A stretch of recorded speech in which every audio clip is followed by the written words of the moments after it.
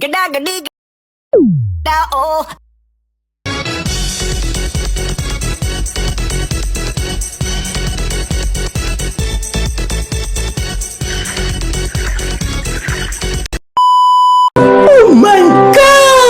Tapi bohong. Aku hanya memikirkan satu peraturan penting. Kenapa kau lakukan hari ini kalau kau bisa melakukannya besok? Hahaha. Few moments later.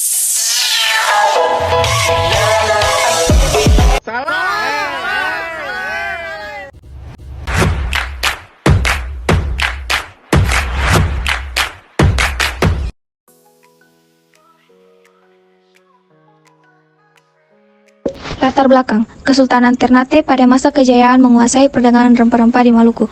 Ternate menjadi pusat perdagangan cengkeh yang sangat diminati oleh bangsa Eropa termasuk Portugis. Portugis yang telah menguasai jalur perdagangan laut di India mulai melirik rempah-rempah di Maluku. Pada awal abad ke-16, Portugis tiba di Ternate dan berusaha menjalin hubungan diplomatik dengan Kesultanan Ternate.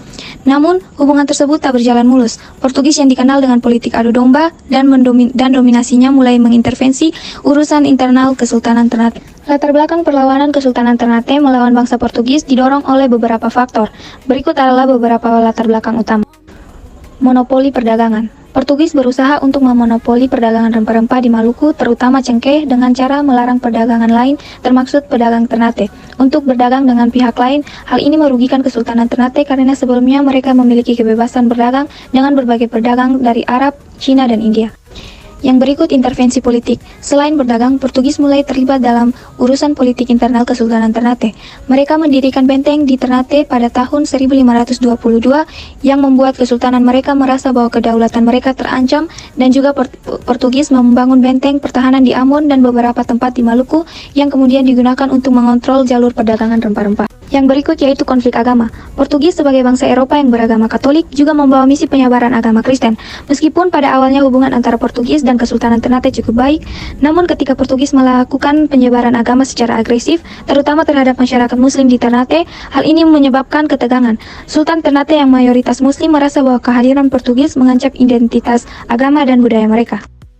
Portugis telah mengintervensi urusan internal Kesultanan Ternate dan berusaha menguasai perdagangan rempah-rempah di Maluku.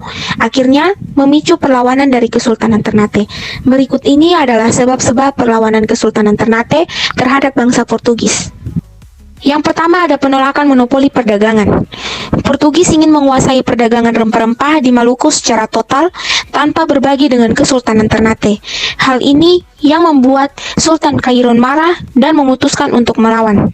Yang kedua ada bentuk perlawanan terhadap penindasan.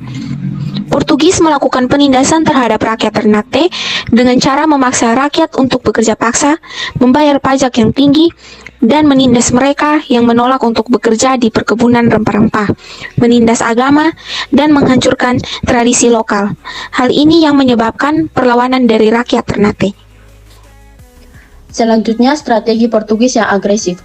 Portugis membangun benteng di beberapa wilayah di Maluku, seperti di Ambon dan Tidore, untuk mengendalikan jalur perdagangan dan mengamankan pasokan rempah-rempah. Mereka juga menjalin aliansi dengan kerajaan-kerajaan lain di Maluku, termasuk Tidore, untuk mengisolasi Kesultanan Ternate dan melemahkan pengaruhnya. Selanjutnya yaitu pembunuhan Sultan Kairon. Sultan Kairon yang memimpin Kesultanan Ternate pada awal abad ke-16, menolak untuk tunduk pada Portugis dan berupaya untuk mengusir mereka dari Maluku. Ia memimpin perlawanan dengan senjata, menyerang benteng Portugis dan mengusir mereka dari beberapa wilayah. Meskipun sebelumnya Sultan Kairon telah berusaha menjalin hubungan damai dengan Portugis, mereka mengkhianatinya dan membunuhnya dalam sebuah perundingan damai pada tahun 1570. Hal ini memicu kemarahan besar dan memperkuat tekad perlawanan Ternate. Dampak dari perlawanan Kesultanan Ternate. Yang pertama, pengusiran Portugis dari Ternate. Setelah perlawanan yang dipimpin oleh Sultan Baabullah, Portugis berhasil diusir dari Ternate pada tahun 1575. Hal ini menandai kemenangan besar bagi Kesultanan Ternate dan akhir dari dominasi Portugis di wilayah tersebut. Yang kedua, meredupnya kekuasaan Portugis di Indonesia. Kekalahan di Ternate menjadi titik balik bagi Portugis di Indonesia.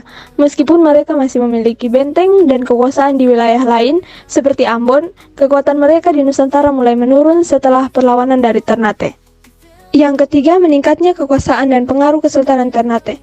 Setelah kemenangan melawan Portugis, Sultan Baabullah memperluas wilayah kekuasaan Ternate hingga ke berbagai wilayah di Maluku dan sekitarnya.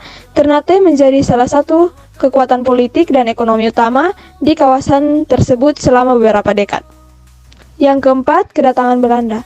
Kemenangan Ternate melawan Portugis membuka pintu bagi bangsa Eropa lain, terutama Belanda, yang kemudian datang ke Maluku pada awal abad ke-17.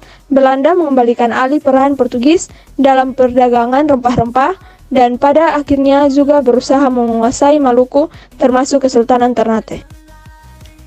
Akhir dari perlawanan, setelah pembunuhan Sultan Kairon, putranya, Sultan Baabullah, memimpin perlawanan dengan lebih kuat dan sistematis. Sultan Baabullah melakukan serangan besar-besaran terhadap posisi Portugis di Maluku, terutama di Ternate. Setelah perang selama beberapa tahun, pada tahun 1575, Portugis akhirnya dipaksa menyerah dan meninggalkan Ternate. Sultan Baabullah tidak hanya berhasil mengusir Portugis dari Ternate, tetapi juga memperluas pengaruh kesultanan hingga mencakup sebagian besar kepulauan Maluku dan wilayah-wilayah lain di sekitar Maluku dan wilayah-wilayah di sekitar Indonesia Timur. Portugis kehilangan pengaruh di wilayah tersebut, meskipun mereka tetap memiliki benteng di wilayah-wilayah lain seperti Pulau Ambon. Kesimpulannya, perlawanan Kesultanan Ternate terhadap Portugis didorong oleh keinginan untuk mempertahankan kedaulatan dan mengakhiri monopoli Portugis di perdagangan rempah-rempah. Setelah menolak campur tangan asing dalam pemerintahan, perlawanan ini merupakan salah satu bentuk perjuangan lokal melawan kolonialisme di Nusantara.